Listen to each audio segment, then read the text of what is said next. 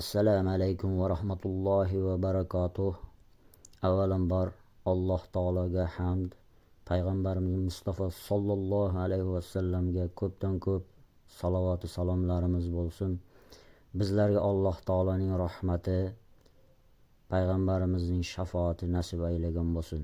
Bismillahirrohmanirrohim. 4-kitob 169-hadis. Anas ibn Malik radhiyallohu anhu dan rivoyat qilinadi. Asr namozi yaqinlashganida Rasululloh sollallohu alayhi vasallamni ko'rdim. Odamlar tahorat suvi qidirib topa olishmadi. Shu payt Rasululloh sollallohu alayhi vasallamga tahorat suvi keltirildi.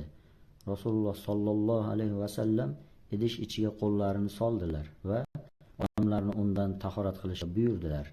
Men suvning u zotning barmoqlari ostidan otilib chiqayotganini ko'rdim. Nihoyat oxirgi odamgacha tahorat oldi.